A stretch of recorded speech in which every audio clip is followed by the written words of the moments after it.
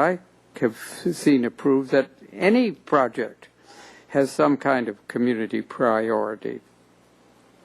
Have any projects been rejected because they lack community priority? I agree with Mr. Mahan hasn't mentioned this morning or this afternoon, but I think his solution is that any exceptions to the Save El Pueblo Viejo initiative need to be voted on by the entire citizenry. If this committee wishes to have the City Council determine community priority, it should, and I gather now it's 5 votes, it should be by unanimous vote. Thank you.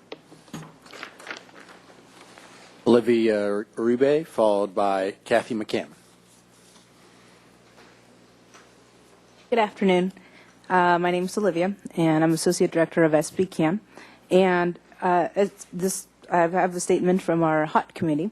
SB-CAN advocates for social justice within our community and sustainability within planning. And many of our HOT principles have actually been interwoven within the views for Santa Barbara General Plan Update. And our concern specifically with respect to the alternative height initiative and enabling ordinance is that exceptions granted for affordable housing genuinely meet the need for affordable and workforce housing. So there's all this talk about, and all of this details. I think at the end of the day, we want to make sure that these exceptions grant for affordable housing. There is a danger that reliance on inclusionary housing will result in luxury development with some minor affordable housing. We strongly support community benefit and affordable housing exceptions, but recommend that the affordability exception be limited to the projects that are predominantly affordable. So I don't think that's too many details and too much help in what you were looking for, but that's what we have for you. Thank you. Thank you, Olivia. Kathy McCammon, followed by David Pritchett.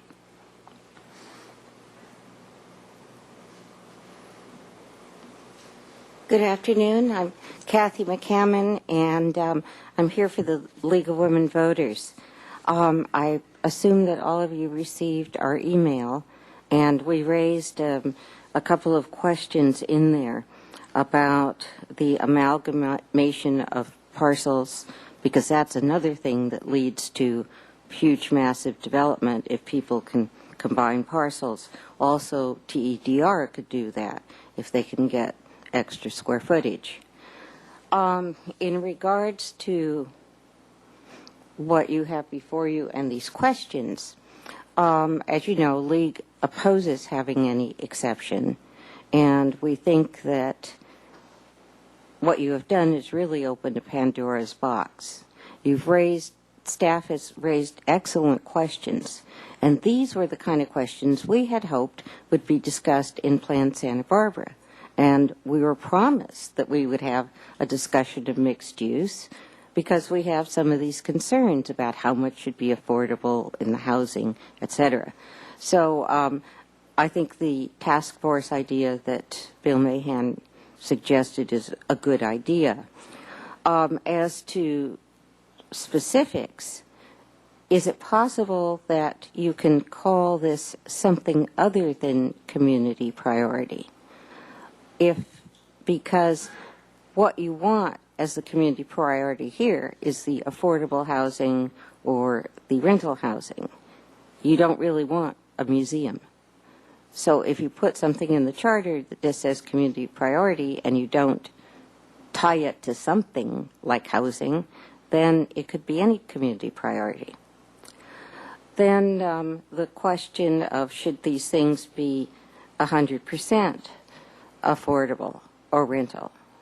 Now, we have asked for this before. We keep asking for projects like this, and every time we're told, stop talking about something that's so unrealistic, you'll never get it. So there has to be a certain amount of what is realistic. I mean, if we had our druthers, yeah, 100% affordable, 100% rental. But everyone says that's impossible. So you need to deal with that. Then the idea of the variable front yard setback and open space that should be more than 5 feet, and there should be open space. And the difficulty we see here is that when you try to get all these specifics discussed, you have really opened a huge set of topics. And it is difficult to pin down. I mean, several of us have looked over staff's report and we say, yeah, those are great questions. We need to discuss those. And so that's partly, I don't know if that's helpful or not, but anyway, that's our input at this point. Thank you. Thank you, Kathy. David Pritchett, followed by Bill. Oh, David Pritchett will be our last speaker unless there's another. Oh, no, there is one more. I won't forget about you, Tom. Okay, thanks. I'm David Pritchett from the board of Santa Barbara County Action Network. Olivia spoke in general terms as goals of this process. I'm going to have more detail reflecting my own views for now, if or when the rest of my organization adopts them later, which it hasn't quite happened yet. Like I said before a few weeks ago when this came to the City Council, this alternative ballot measure needs to be compelling to get the majority of the votes and essentially beat out the other ballot measure. So it needs to have a theme of straightforwardness and simplicity. And at the same time, I think to be successful to persuade voters, it should bind future city councils as much as a charter amendment can. And we'll, let the attorneys sort of find that balance. But the basic theme needs to be that the voters can trust that this process is going to work. And I commend the process that got all these local people to get the ballot initiative successfully on the ballot, and that definitely has grabbed the attention of the city structure, as perhaps it should have. So let me offer a few specific points here that your implementing ordinance and or the amendment should address. Community benefit traditionally is hard to define, and I don't have any specific answer, but you might have a little more detail than the overall theme that, well, it's whatever the council says it is, or at least 5 of the 7 council members say it is. I don't quite know how to do that yet, but sort of the policy of you know it when you see it, I don't think is going to work in the long run. As for the implementing ordinance related to housing, which I think is really going to dominate the public discourse, I propose just making it about rental housing. I know people will say, well, no one's building rental housing, or they don't have a market for it, or it doesn't pencil out, or whatever. Well, we're talking about a charter amendment that would apply for decades, potentially. And, we can't really predict the rental housing market or how the federal government will react, 10 or 20 years from now. I have confidence our new administration will make that a much better scenario. So for rental housing, that should be codified with the building, so whatever new building is always rental housing. There's a lot of mechanisms to do that. It should be rental housing forever, or at least 90 years if that's what the law allows. And 90 years from now, we may have Starfleet transporters, and our jobs, housing, and balance will be a much different story now. So if 90 years is a limit, that's fine. Price structure should not get in the mix. I see this as a big problem with public dissatisfaction with housing policies. The way to address that is that the size of apartments, rental housing, should just be 1,000 square feet. And that's obviously a modest size, but adequate, housing that would tend not to get into the really ridiculous luxury housing price ranges. The rental housing should have a mechanism to assure local residents or local workers get the rental housing. And, there's different ways to be legal about that, but a nexus for local people are the ones who benefit because local people are going to live with the big building. For other details in this ordinance, just define it as a 40-foot tall building at the plate height. And, you know, the architects can figure out, you know, what's really taller but not really occupied as a floor. That's a concept I think people get, plate height. And, you know, make sure it's above the floodplain if that's happening downtown as a starting point to measure. Creek setbacks should continue. And the setback should be a 7-foot non-variable setback. Too many times I've seen projects all negotiated away where they have no setback from the front street to have some little driveway or something in the back that counts as that variable setback. So don't vary it, make it 7 feet. And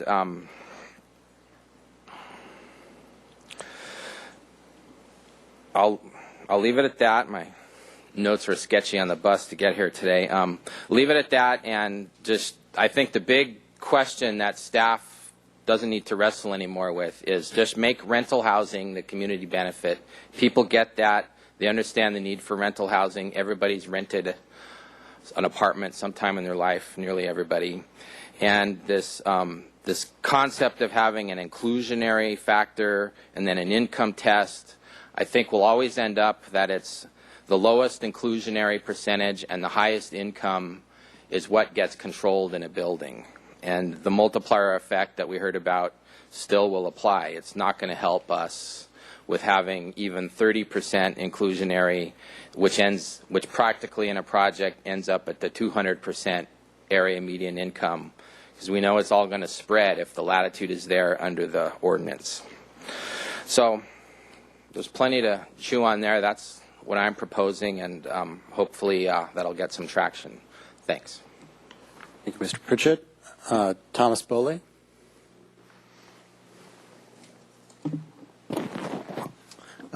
Thank you very much. My name's Tom Boley. I'm a former Historic Landmarks Commissioner, and I've also been working with the Coast Village Road Business Association that's trying to come up with some guidelines for that area. And I think what we've been studying on Coast Village Road is kind of a small version of what you're dealing with in the downtown EPV. So one thing I'd like that I think we've discussed, and I have studied a little bit in trying to help on the committee to rewrite the guidelines for EPV, is the introduction of a floor area ratio. And I think that will be helpful in many ways. I spoke with Mr. Mahan about that when he was putting his group together, and he thought it was too complex for the voters to understand. But I'd like to just visit that again and say that in Montecito, the commercial districts have a floor area ratio. It's been in effect for almost 15 years, and it works. It limits the size and scale of a building without creating kind of a wedding cake zoning ordinance. The wedding cake zoning ordinance was abandoned in New York many years ago because it created just a lot of identical little pyramids as opposed to good architecture.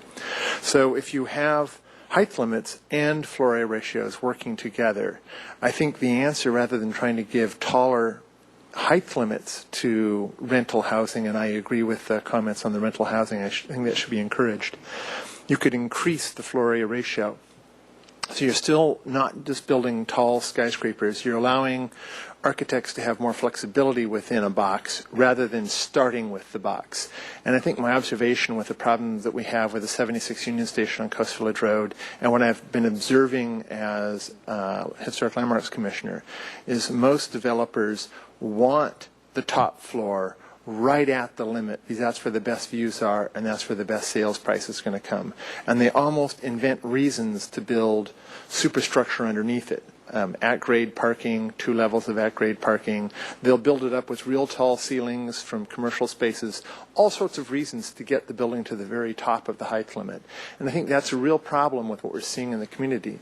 You know, what works best in my mind is the scale of the El Paseo across the street. It's 2 stories or a little bit of 3 stories, and it's very pedestrian-oriented, and it's intriguing for pedestrians walking by to look into a little courtyard or Paseo as opposed to at-grade grade parking. And what the floor area ratio does is it's an opportunity to limit the mass of the building, but it encourages developers to, in fact, put parking below grade as opposed to at grade. And I think that's going to greatly maintain or improve the pedestrian experience in the city of Santa Barbara. So I think this is something that actually could be incorporated in the city's alternative proposal, is to have the FAR with the height limits. We can point to Montecito. It's working there. It helped greatly maintain the Miramar project that's been controversial, but maintains some sort of scale. So in ending with that, I would say that I'm in favor of a 40-foot height limit plus FAR inside of EPV, and 45 for the rest of the city, except for potentially Coastal Edge Road, which we think ought to be 30 feet. And I think the housing really should be in apartments rather than units for sale. Whenever you have units for sale, we're simply pushing the problem for affordable rentals to some other generation after us. We'd really like to be sustainable in the long run. And I think that means it's changing our zoning ordinance for having a zoning ordinance for apartments, as opposed to for residential or commercial, that we just plain rental apartments that can't be condoized later, or the 90-year if that's the legal limit. Those are my thoughts. Thank you. Sure. And I will say that we should handle each one of these 5 subjects separately. So we'll start with setbacks and open space. I actually had a question for Mr. Boulay. Sure. Tom, what's the FAR that they're using in Montecito Yeah, for the commercial? In the inland area, it's 15%. In the coastal zone, it's 25%. Those are both very restrictive because they're trying to preserve what they term as a semi-rural environment, and I think it's been successful in that point of view. If there was a number that I think would be successful in the city, it's probably below 100%. There's kind of a tipping point right at 100%. The building kind of explodes from a 2-story or 2-story plus about 3-story to 4 stories, because you can't get all the parking on one level below grade. As soon as you have to have one level below grade and a second level at grade, then you take your normal 2-story building and it just simply becomes 3 and 4. And that's a massing problem, and I think that's what was driving a lot of the projects on Chapala. As far as our group, we went back and did a study of FARs on all of these buildings, and the buildings that were over about 115% FAR were 4 stories and perceived by the public to be too big. The ones that were below 115%, such as the El Paseo across the street, are not perceived to be a problem at all. So I think that's a useful tool in that it helps modify the parking. Okay, thank you. Thanks. So how I'd like to do this is handle from 5, 4, 3, 2, 1. What I am looking at in order of difficulty, starting with the easiest questions to the perhaps the most difficult questions, and then save general comments for the end. So do I have comments from the committee on variable setback issues and open space issues? Chair Williams, I'm sorry to interrupt, but I just wanted to frame your questions and discussions a little bit in that what would be helpful is thinking about your audience as the ABR, HLC, and Planning Commission. So to be hearing from the Ordinance Committee what you think is a good idea, a bad idea, would like new ideas, that would be helpful too. So that when we carry your discussion forward, you have had it somewhat with them in mind. Great. Thank you. Mr. House. Okay. You made a general comment earlier. I'm going to make a big general one too. I wanted to acknowledge the group that had put the effort into coming up with some compromise language when that opportunity was there. And when I looked at that again in preparation for today, it was remarkable to me the way that the little pieces of the puzzle fit and nestled together so well. So I just want to appreciate the attempt that had been made to come up with something that was workable and that addressed a variety of needs. It leads me into the to echoing something that Ms. McCammon had said a few moments ago, and that was that when we get into the complexities of this, and I think staff is leading in this direction too, when we begin to really try to address so much of the detail that really does need to be discussed and worked out, that the ordinance level is where that belongs. And certainly it belongs as an outcome of the broader, larger conversation that we have in Plan Santa Barbara. And what we're faced with in this conversation is something that's going to be on a ballot that would be another choice for people to make. And I'm concerned about reaching too far in the ballot language of an alternative. In other words, be able to send a signal, to be able to get a read of the community and see if they would like to take community priority or rentals or housing into consideration, to get a signal that some additional setbacks in our commercial zones are of value, to have the public give us that kind of a sense when there is a ballot in front of them. To me, I think that's about as good as we're going to get in this conversation.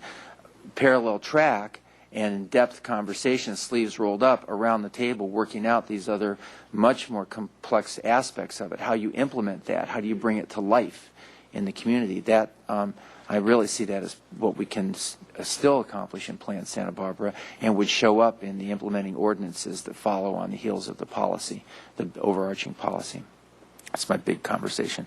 So going to the setbacks, I want to ask staff just to really be sure I'm clear about this. The zones that we're discussing for commercial development have what kind of required setbacks? At present, the C2 and CM and M1 do not have any required setback in the base zone. There are parts of the C2 zone that are also in the Upper State Street area with the overlay. Right, the SD2? Yes, SD2 creates a lower height standard, and it also establishes setbacks. Also, where C2 property abuts residential, which, do you have a map or something? We had a map that shows this. But as a general rule, this would be a new requirement to have a setback in the C2, CM, and perhaps M1, generally. Certainly there are exceptions. In the Upper State Street, there are some specific areas that Yes. have exceptions to that already have requirements for setback. right, that's why the Upper State Street is shown in the dark brown color, which is 45 feet, instead of the red, 60. And also that there are setback requirements along with those. And then the border of the red against the orange in the west downtown, because those properties border on residentially zoned property, there are greater setbacks and height limitations already on those properties. And solar requirements when it's adjacent to residential. No, actually, you have to be residentially zoned property to have a solar height requirement. Oh, it's interesting. So a commercial building next to a residential zone doesn't have to honor Right. the solar requirement. Right. Okay. So currently, in a downtown area, in the areas that aren't exceptional in the sense that they already have a special design district associated with them, or that they're on the edge where commercial and residential connect, those kinds of things. Commercial buildings are typically designed to be built right on the lot line, and anticipating that the adjacent building would be also built up to the property line. And we'll see many buildings built with a flat face on that side, no windows, at least for the first couple of floors, maybe more. And the idea is that the neighboring building owner has the right to build up to their property line. And then there's fire code requirements at that interface. When we're talking about setback here, the suggestion had been for the front of the building on the street, 5-foot variable setback. Is that my understanding, that we're talking about the front on the street side of the property, the way it's presented to us here? That was what we were thinking. Perhaps you do want to expand this discussion to be setbacks in open space, though, however.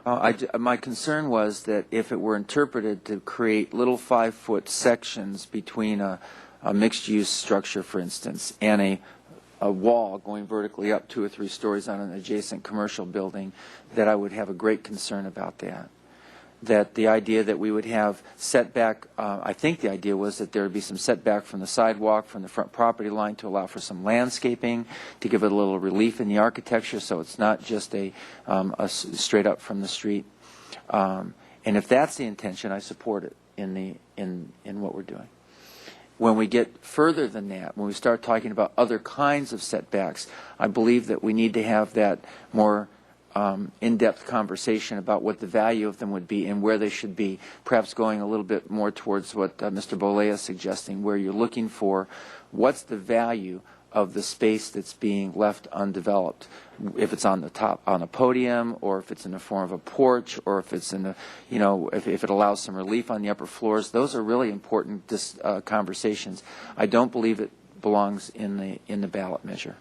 So I support the idea of variable front yard setback, or front setback, as we have here, and the purpose for which is to give relief to the building and to the street, and to allow for landscaping.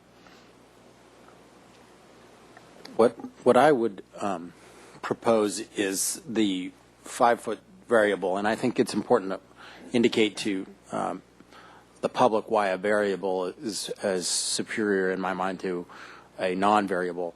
Non-variable setback creates a box, one sort of uniform facade, and I think that's not what we're going for here. A variable setback allows us to have some articulation in the shape of the building, and I think that's a good thing aesthetically.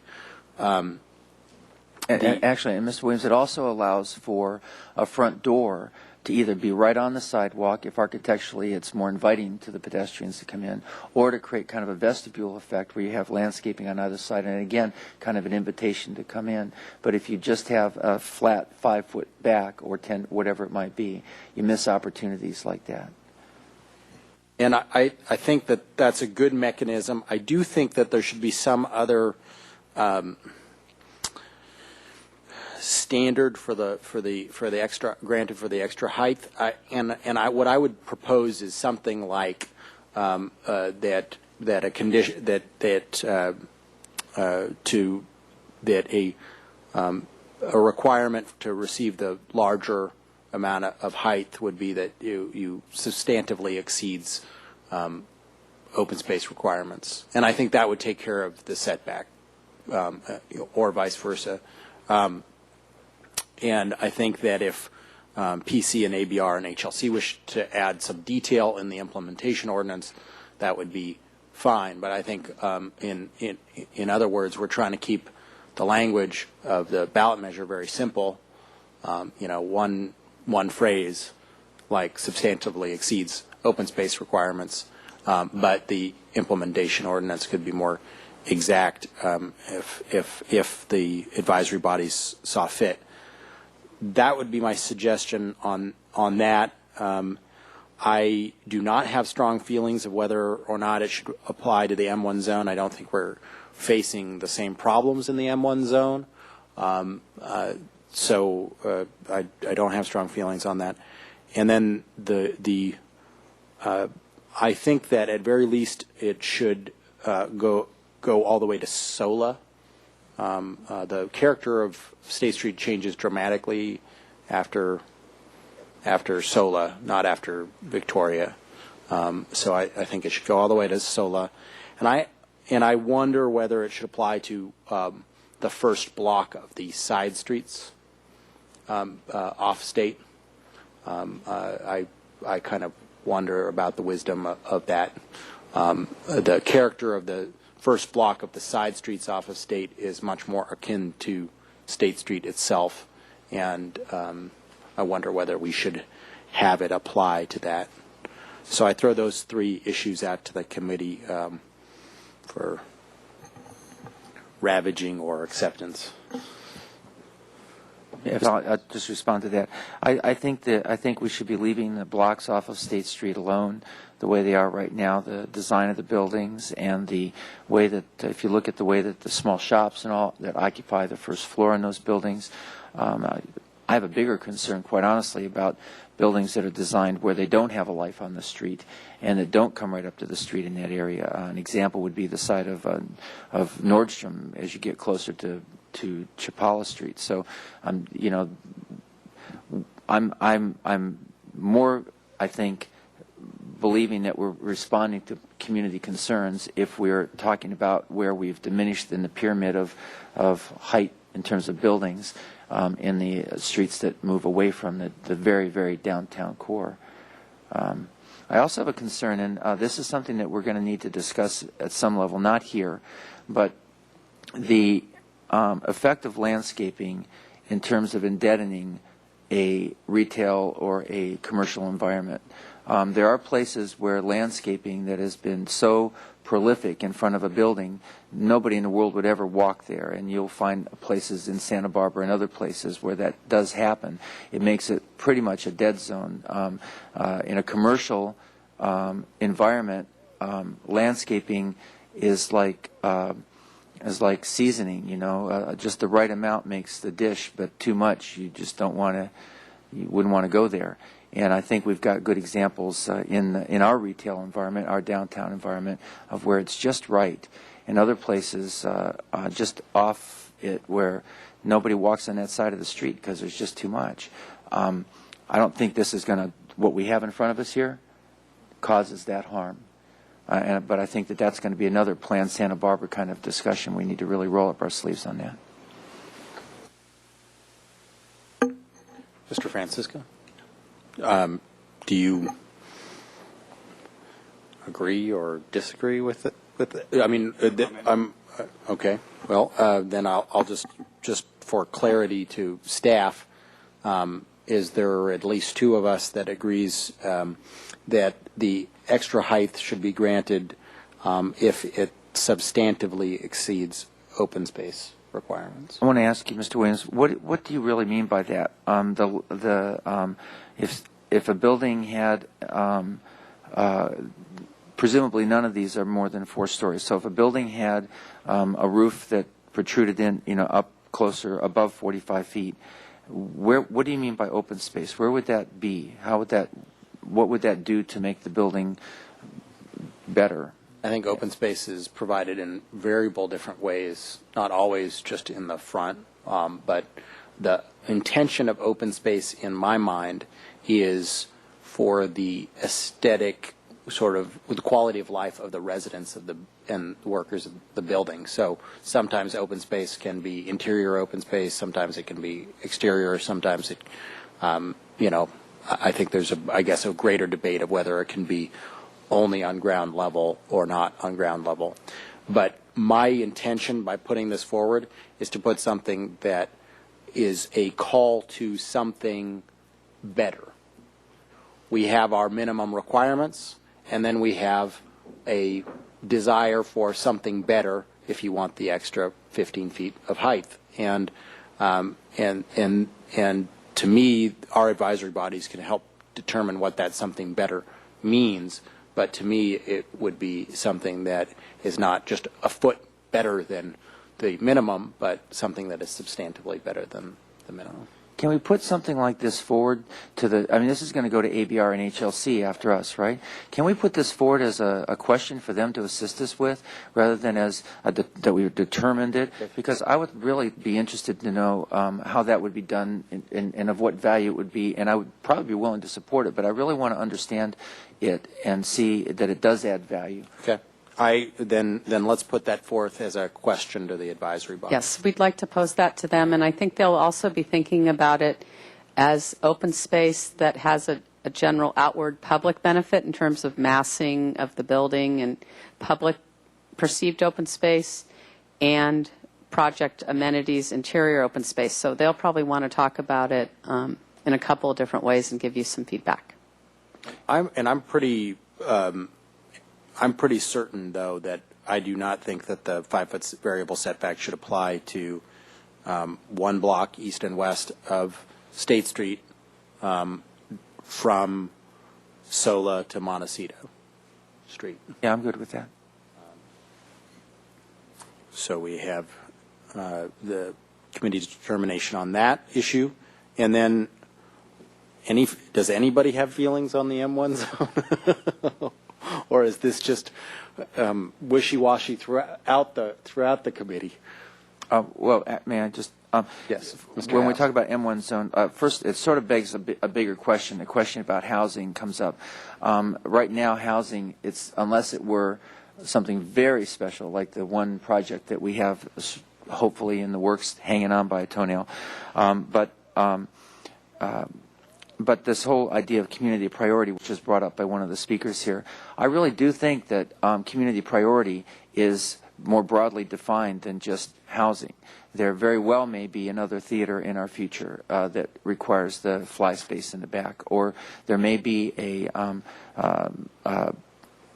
don't know that in the M1 zone we wouldn't have a MRF that is the real thing that actually would require a bigger building, just like the current Guys, I Marburg one is. don't want to interrupt you, but could we just finish with setbacks before The reason we I get say into- that is that the question of setbacks for those kinds of buildings in the M1 zone, it's not that big of a deal, and so staff has it right now as it's the same no matter C2, CM, and M1 with this 5-foot variable in front. Is that what we're understanding?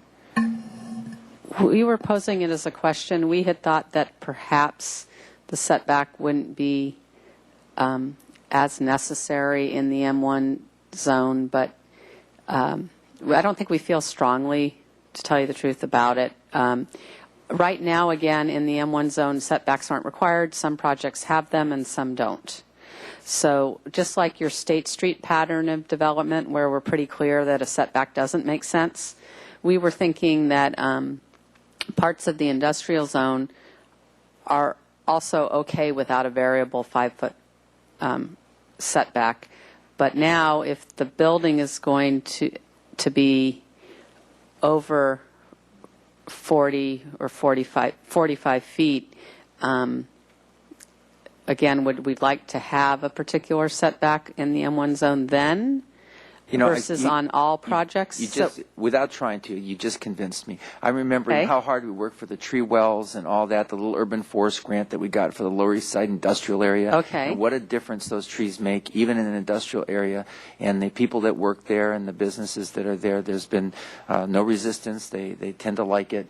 And I don't see why we shouldn't require it. If it's going to be a large structure, this certainly is going to be for the larger structures that are built there.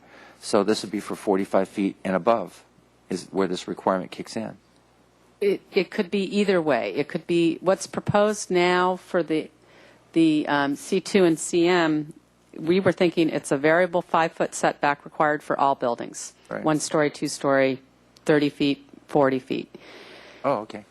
And then the question was, should we require greater setbacks? And Councilmember Williams started to say, yes, let's ask the design review boards their opinion on if you're exceeding 40 or 45, more substantive open space. Now, in M1, you could do what you're suggesting, Councilman House. We want your direction. If it is that you think a standard building of 45 feet or less does not require a front yard setback in the M1, that's a reasonable determination, and that when you exceed 45 feet, those buildings then must, or across the board. Again, we didn't feel that strongly about it, but we thought it was a special environment, at least to ask the question.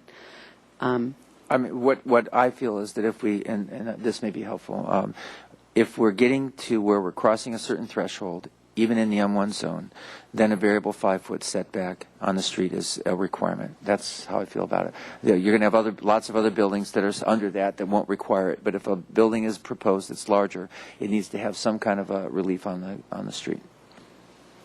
Mr. Francisco, do you?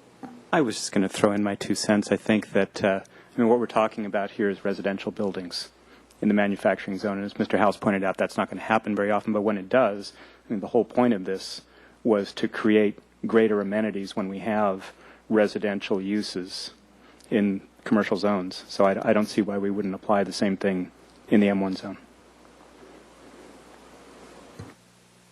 Well, but the requirement would exist whether or not it was a housing project. So are you saying that it should apply only to housing projects in the M1 zone? Well, we're talking, I mean, this was all about mixed use, right? We're talking about buildings. This is everything. And residential is not really allowed in the M1 zone. I mean, I know we have the 535 Right. East Montecito project, but that's... Right. And that was why my conversation about that when we talk about community benefit, we're not just talking about residential. There may very well be a community benefit project in the M1 zone that's not residential. If it's going to exceed 45 feet, I believe that we should give, the Borgatellos actually did this. If you look at their project, the way they landscaped it along the street. But in any case, that was really appreciated for their very large building. Right. And that was my thought. Yeah. So it's the committee's will that we apply a variable setback to projects greater than 45 feet in the M1 zone. Then one down, four to go. How about the questions of rental units? Well, an idea that I would put out instead of us, you look at 4A is should 100% of the units be rental in order to exceed the base height. And my suggestion would be instead of trying to determine whether the commercial can only be on the ground floor or the second floor or whether 100% of the units should be rental, is that we look at the square footage of the building and say that 50 or 60% of the square footage of the building would have to be dedicated to rental as opposed to govern multiple different variables. I think that gives a little bit more flexibility. It would allow people either to put some second floor office or commercial or some, ownership or whatever mix was needed to help achieve the pricing out of a rental project. But I'm open to any other suggestions. Comments from the committee? Mr. House. Let me check with staff here. I'm working it backwards. For me, there's an of course here. If a project had 100% rental units, it could qualify for the exemption of the 45-foot height limit. So going the other way, if there was a project that were to come forward with that, it would be, I would imagine that would be exempt. We could imagine a mixed-use project with rentals above and commercial below. I also can imagine that rentals in Santa Barbara could all be very elite and very high-end rentals at market rate that no worker in Santa Barbara could ever afford. And so the word rental to me doesn't have the capital R on it that maybe it means for lots of people. And I do have a concern about that because if we're talking about meeting the community's need, whether it's rental or whether it's somebody's first home in the form of a condominium, it seems to have, for me, I still have the same concerns about the affordability of the units.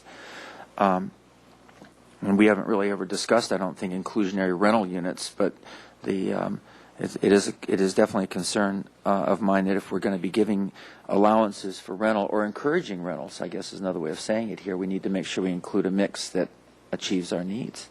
So I'm going to need a little help on that because we could be using the word rental and get something that misses the mark. I think that might be a PC question to pose. I think they have a concern about it too. I mean, I've talked to some of them, and I don't mean politically correct. No, I meant Planning Commission. Yeah, and it's certainly a conversation. It has been in Plan Santa Barbara. People have been concerned about it. Rentals, just by their nature, don't mean ones that our workforce can afford. So, I would like to find a way to view rentals in the same way we view condominiums with regards to affordability. It's going to require market rate units to subsidize the ones that are more modestly priced. And I can't guarantee that a small unit by its very nature is going to be even affordable there, because in highly desirable communities like our own, even small units can be very expensive. So it's hard to put a way of going after it that way. Any help there, Betty? Yes, I have a thought about this. This is the This is bringing up the difficulty of doing this independent of Plan Santa Barbara, but I think we should try to think ahead and meld them a little bit if possible. And I don't know if this is a good legal idea or compelling or any of those things, but the idea is that the charter allowance to exceed 45 feet in height would be for rental projects meeting the city's rental incentive program. We don't have one now. But what Plan Santa Barbara envisions is a rental incentive program where we would deal with what kind of rental are we building. Are we building just market rental because that's needed, good, or are we designing a rental incentive program that's more oriented towards the housing to meet the priority of housing the workforce, et cetera? So we would be saying that this could be used in the future for projects that meet a program that we have yet to develop. I don't know. I don't know how good that is, but I have the same concern that just putting rental housing in there without further definition of what it is, and everyone thinks that this is somehow the housing we need, I doubt that. I have the same doubts. Can I ask Mr. Wiley about that? Because I mean, that certainly is the direction I'd like to go, but it requires the other part of the process to make it work. Right, and I think would be the problem. It's real easy to get past simple, and we're past it, I think, when we do a program to be developed in the future. I recommend we focus, incidentally, for example, I don't think we should mix the term community priority with affordable. We don't need to. We have, community priority is a term that was codified, that was placed in Measure E 19 years ago, was codified, it's been used for 19 years. It is what it is. Now, it may not be acceptable in this context to you, but at least it's we've got experience with it. In fact, I think we included a list of projects we've approved over the years. It's nothing to do with housing. It's not a housing term. Affordable housing is similarly something we've dealt with for 30 years pretty well, and we know what capital A affordable is, and we're good at making it happen in this city, and we're good at enforcing our requirements. We don't have to invent anything there. What I hear you saying with respect to rental is that you really want affordable rentals. Well, we do that. The Housing Authority's been providing, I don't know, hundreds of affordable rental units with city affordable rental covenants. So what I'm hearing in this, we can have, if the concept here is that this bonus ability, if you will, of a developer to go above 45 feet is available to a developer who's proposing affordable ownership units and affordable rental units. But then if you just treat them equally, you're really not going to incentivize rental units. So apparently we can't treat them equally. We've got to perhaps make the percentage of units that are rental lower. So there's a higher percentage to do a rental project, a higher, those are my thoughts on this, that really what we're looking for are not rental units as much as affordable rental units. And we can approach it like that, and that we shouldn't mix up community priority in the term affordability because we've got existing definitions. I very much appreciate that clarity. One of the things that we've been struggling with is in the community, and it's come out over and again since the last housing element update, was a need that the community has, and it keeps getting brought up over and over again. And also from an environmental basis, I think we'll find this, that when you don't provide for the 130% to 200% median income group, you lose them. We're actually exporting that group, if you will. We're losing that population, and we're not providing homes or housing in any way, much at least, for that. And that's an area that when we talk about a community need, or I won't use the word community priority because we're going to distinguish that, but something that would be compelling and that would make sense in a downtown urban environment. We're being told over and again, you need to provide for that group. So it's for that I I feel that anything like under that is deserves to be incentivized, and it doesn't even have to be that big of a building. We want to incentivize it to the 2 or 3 or whatever story buildings that we have built in town. So I really need some help with how we articulate that in this kind of context. This is I understand in rentals you wouldn't be incentivizing much if you treated it exactly the same as you did the ownership units. I mean, if and they don't mix up rentals and ownership in the same project usually for financing reasons, although I don't know why it couldn't be done. And we also have to head off our condo conversion ordinance because we do allow for conversions. And I think that one of the things that if we're allowing this for rentals and giving special appreciation for it, we need to be certain that they stay rentals. Those are my comments. I don't have answers right this minute. Well, I think, unfortunately, most of the work that we do on this rental issue is not something that would see anything for appreciably for years into the future. I don't think the federal tax incentives exist today that would really incentivize many people to build rentals. So I guess what I'm looking for is if there is a specific suggestion from the committee to talk about that, or whether we are going to put this as a question to Planning Commission, because this is obviously their purview. My only suggestion is that we should be, if there are requirements on floors or space or percentages, that the percentages be measured in square footage, not in floors and not in number of units, because that is much easier to measure and much easier to be flexible and really allow the incentive to actually do something.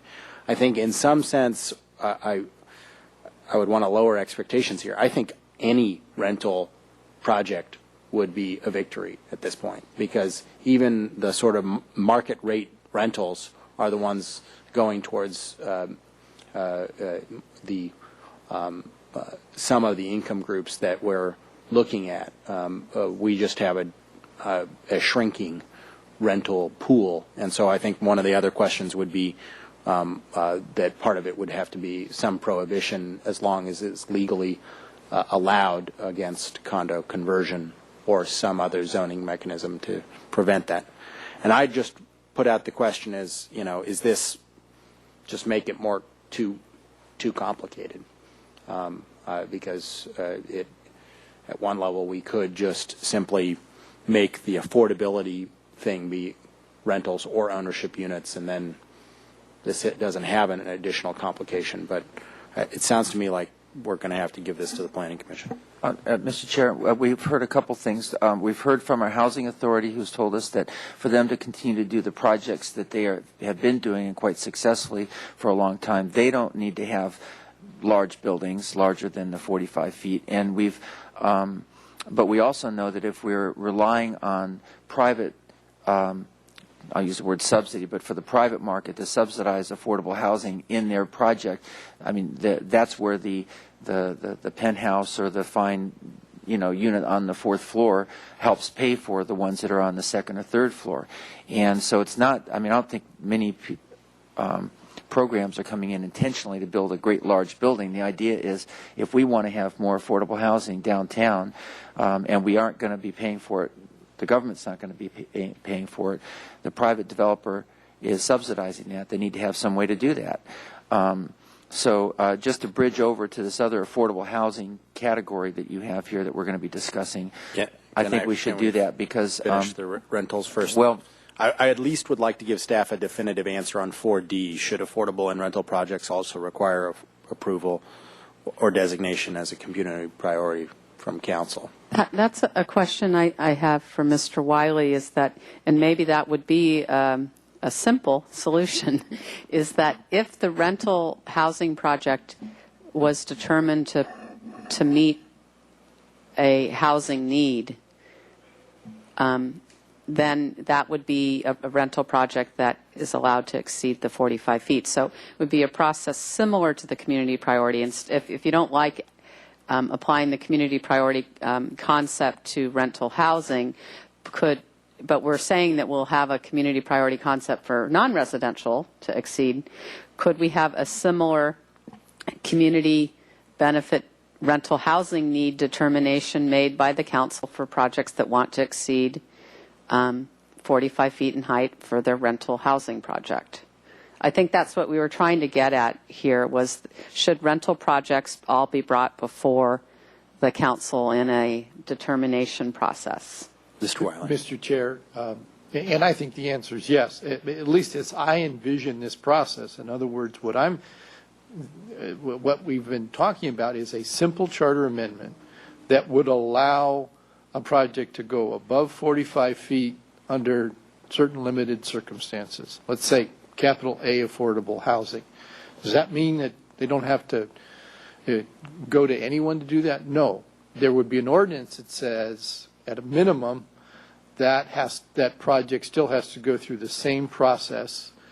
And but we might add to that, in order to reassure the voters, frankly, that project can only exceed 45 square feet if it's approved by the city council. Even as an affordable housing project, it has to go. We develop an ordinance that requires, regardless of any appeal or anything like that, it has to be approved by the city council.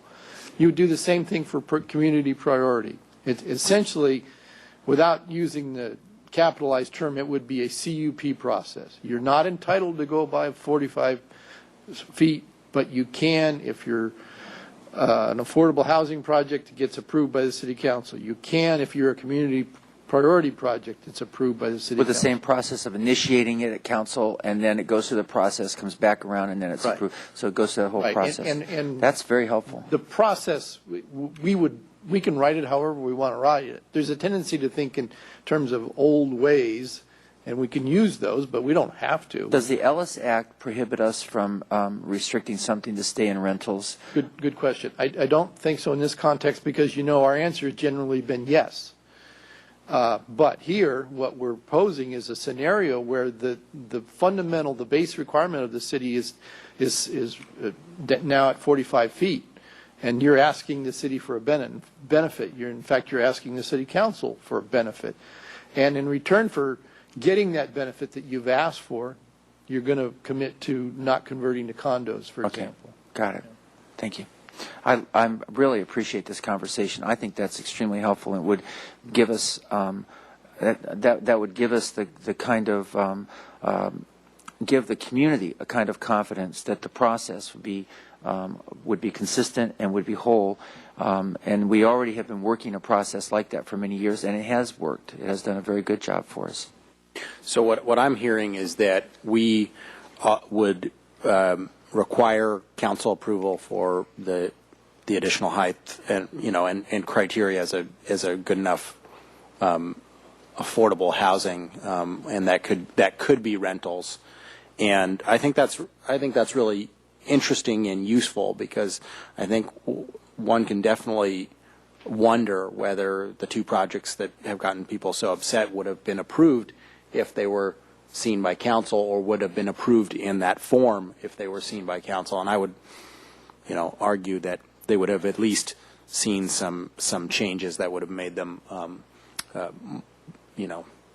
nicer or more beneficial to the community potentially. And that would take care of some of these details, because we would be asking PC for some suggested criteria for council to make that finding, but that essentially it's a council finding. Well, and it would lead itself to to enrichment at the ordinance level as we move forward and we take input and get value from the Plan Santa Barbara process. And I think that's again a really critical thing. This should, to the degree to which we can have this benefit from and lead to a relationship with what comes out of Plan Santa Barbara, I think that's a very good thing, and I think this would add that quality. Okay, 2 down, 3 more to go. Affordability. What levels of affordability should be required for the additional height, and what percentage of the units should be affordable, or what mix of affordable ranges should be comparable? And I think And then last, how long should the affordability restriction last? And I would just argue that the affordability restriction should be as tight as we can legally do it. I don't see any reason to make it easy to get out of the affordable policy. Again, I think staff has made it clear that it's the intention to not have words like inclusionary in the charter, that would be in the implementation ordinance. Any feelings on these percentages from committee members? Mr. House. I think that we found something. We did discover something in the process of watching projects come through before this whole discussion got elevated the way it is now.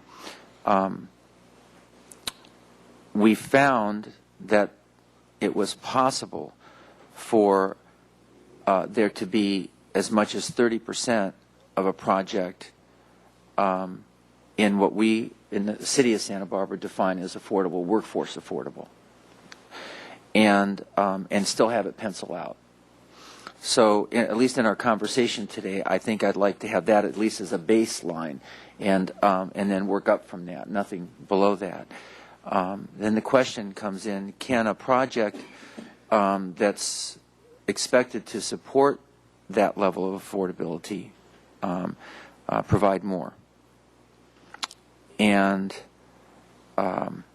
without then having made the requirement so onerous, as was done in an adjoining community, actually, where they had set a 50% level in certain areas and nothing was initiated or moved forward. And I have a very big concern about that. What we're doing is we need to continue to create it as a possibility. Otherwise, we'll just get the default back to our 15% required inclusionary. And so I want to find a place where there's a possibility of more than what we require at an inclusionary level. We would maybe expand that someday to be 20%, which is done all over the state. But I would like it to be that if we're going to be offering the opportunity to have a more profitable project, that they would go further, than our 15 or 20%. So 30% is where I would start, and I don't know how high we can go. I think what staff is asking is if we have 30% for the 120 to 160% of AMI, then what happens to a project that proposes at 160 to 200% of AMI? Is that still something that we would want to have in there? And if so, should we require? We're already up to 200% AMI, and we got 30% in one project, 27% in another project, and we've had other projects come through willing to do more, willing to do about that much. And I don't know that I think that if we, anyway, let's help find where that balance is, because if we require too much, then everything goes back to default. We get, yes, the building would be smaller. That could be a good thing, but it would then have a much smaller percentage of affordability in it, and that would be a missed opportunity. So where's that middle ground? So I'd like to pose the first question first as a policy question to the council, this committee, and then ultimately. Is this housing incentive for added height allowance to address the workforce housing needs at these possibly higher levels of upper middle and middle income? Or do you want this to be a mixed housing incentive program that also addresses the more moderate level income levels, traditional affordable housing?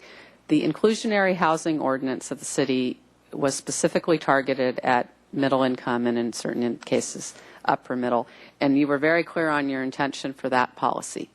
I don't want to presume that I know for this one, for the building height, which targets, what kind of affordable housing are you looking for? We can structure a greater incentive to moderate level housing if that's what you want to have that included in this this does not need to be the same. This is the comment Mr. Wiley made before. This does not need to be double existing inclusionary. This needs to be what the council believes the community would support and is interested in allowing additional building height for what kind of affordable housing projects. We really have that as a question. We don't have a preconceived determination. So we need to talk about that from a very broad standpoint first. And then, secondly, along with that, if it's, then we can shape the program that if you want to include various levels, then we would have different percentage requirements for certain levels and others so that, you know, they're all of interest and that you don't just get everyone doing one program over the other program. So I don't know. I hope that helps. But that's I wasn't sure what you all wanted, so Well, we need to hear that first. I'm willing to say what I want. I think middle income is what we're looking for. That's what we're lacking. I think the inclusionary housing ordinance is on the right track on that. I would, you know, I've always been unsatisfied with lower percentages of inclusionary, but I do believe that a 30% is a reasonable amount that sets a bar that is possible to exceed, but not impossible to exceed. Any other feelings from the committee members? Mr. House. So I think so too, and I know some have really advocated for much higher percentages. I don't believe that that's realistic, quite honestly, and I think that in the market we would do well to have almost a third of a project be subsidized by private developers in the middle income range, and it could, and as you have it up here on the wall here, it says capital A, very low, low, and moderate, and levels recognized by city affordable housing policies, middle and upper middle. So right now we speak of upper middle. I know sometimes we have a issue with that, and that's you know, upper middle is the 180 to 200%. Is that correct? 160 to 160 to 200. Yeah. Mr. Williams, are you talking about up to 160, or are you talking about the full range that we currently allow for our inclusionary? Under the current rules, do we ask for more if they're upper middle? Because the developer is obviously getting more money if they're upper middle than if they're middle. Please explain that. Actually, it's based on the unit type and design. The majority of the inclusionary projects are middle income. Upper middle is when it is a detached single family type structure, or it's. I wasn't crazy. Yeah, it doesn't happen as often. We've had, I don't know if we've had that, but that's why we recognize upper middle is for detached single family home lots that under inclusionary would be able to go to upper middle. I guess where I'm coming from is that I think that it should be 30% of its middle, and I could conceive of allowing upper middle if it was at a greater percentage, which is, you know, what I was interpreting B at, but I guess that in the staff report, not on the slide.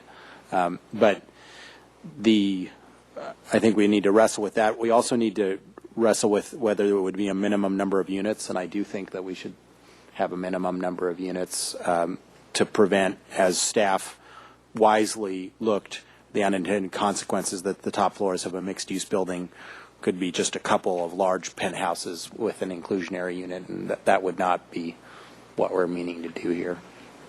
No, it'd be a very interesting structure that would be over 45 feet tall and have that few of units in it, even above. I mean, I can imagine that could be done sort of in a loft style or something, but I agree. And I think that we need to establish basically a floor on that. I know they're going to want us to give them a number. So I'm going to say let's do a base of 10 on the number of units. Let's do a 30% on the middle and ask Planning Commission what the percentage would be for upper middle, a reasonable percentage for upper middle that's obviously greater than 30%. May we put that forward then for their discussion, and then next time it comes around, we'll have the benefit of that. I think that's good, because that's where it can get tested out. I know we don't have much time, but I just wanted to make a comment. I don't see anyone here making this comment, but there may be people in the community wanting this incentive for undefined workforce affordable housing. So that's why we said, is this recognized? And I just wanted to know from a policy standpoint, how open are you to that? You may end up getting that feedback later. I understand. Like an employer that is going to have their Yes. executives housed in a downtown, they'll say this is our workforce or something. I Right. think even or on even a- the in a- 535 model, as you recall. I think even on a employer project, they should be able to squeeze 30%. Okay, good. That's just my wanted to feeling. ask. I don't want to create two loopholes. I don't want a weak charter amendment. I want a strong one, contrary to some people's feelings. Can we get on, because I am going to adjourn this before 2 o'clock, not at 2 o'clock. Community priority land uses. My feeling is that that community priority is not something that's been abused, but that I understand that there are some people who just sort of mistrust that that's such an amorphous concept. And I would personally want to ask our advisory bodies if there is some sort of constraining that they would envision. Because, again, it's my intention to remain faithful to the idea of creating a charter amendment that addresses height, but also recognizes the other values that this community has, that is setbacks and affordable housing. And so it's not my intention to create, a big loophole. And I don't think this is a big loophole, but I do think that there are some people who believe that it potentially could be. And so my suggestion would be that we ask our advisory bodies if there is some constraining that they would see as appropriate, and get their input in on that. Mr. House. The staff report says it for me. It says that we've heard from the community that any future non-residential growth should be allocated to projects that truly meet a community need, and that the definition should not be too broad. The project's going to be granted additional height, then perhaps a strict interpretation of this definition is a good standard to consider. And the benefit of having this come before council is that it has the process. It can be vetted in a community forum, and the input from the community is heard. And they recognize, staff has recognized that if this were to be made at a staff level, that wouldn't happen. So having this, having a decision like that, community priority decision, which is very long, it takes a while to get that in. It's not just one hearing. It gets heard, and then it gets taken through the process, comes back around, and the final determination has to happen after a lot of process. So I think that's the key to it right there. It has to be. I mean, and it has not been abused. There has been. I've looked at the list. These are projects that are widely appreciated in our community, and I think that if we could keep that process whole at the council level, goes through planning, ABR, HLC, Planning Commission, comes back around again, I think we've got the protections that people would really respect. Now, the questions we were asked were, should the entire project be occupied by community priority land use for it to exceed 45 feet in height? And I believe it should. And I think that what happens when a building's use changes? There needs to be some kind of a covenant like a CUP that goes along with it when it's sold. So a conditional use permit would be something that would, I mean, it'd have to be a pretty steep hill to climb to change from a community priority. So, and we want to make it nigh impossible to change if we can. Mr. Francisco, any opinions on this? No. I will agree with Mr. House's comments that this should be a strict interpretation, and that you shouldn't be able to just put 1,000 square feet into a building of a community priority and then get the additional height. We should require that it be the entire building meet the community priority. This is, to me, this is so that we would be able to build a Libero Theater or a cottage hospital or something like that. So I think that would take care of our community priority issues. And then the last question would be base building height. And Mr. House, do you have feelings on that? Yes, and first of all, I think the 45 feet is the right number. It allows for, without any special requirements, a 4-story building that has appropriate roof that would look beautiful downtown. And we have a number of examples that have been built in the past that are like that in town, but not too many of the newer projects. And the only thing that kind of is a twist that I wanted to just bring up for consideration, we've been talking about the 60 feet as the as tall as a building gate. That was 1972, I think, that got put in place. And yet, in the compromise language that was hammered out and never could get anywhere, a 52-foot height limit was actually suggested. And the reason was that has already been demonstrated that it could work and still provide for a very nice roof, good commercial on the ground floor, and you could and then we could meet these other community needs. So I think that it's possible that 60 isn't the number, that it could very well be 52. And that number sounds kind of like an odd number, but it wasn't picked out of thin air. It was actually worked on and demonstrated, and you could see how that could be workable. So I put that out there. I don't know whether we want to mess with that at this point, but I'm interested to hear your thoughts. Mr. Francisco, do you have any opinion on building height? No opinion on building height. Well, I agree that 60 is not a magic number. I think 52 measured, the compromise was 52 measured from the plate heights, which you'd have to include a few more feet for the roof if we measured it from the ridge line, as staff is continuing to insist that we do. Strongly suggest. I would, for one, I would say that we would put out to the advisory bodies the idea of 52 measured to the plate heights, so that we would incentivize rooftops, or 55 measured to the ridge line, and ask for their comments.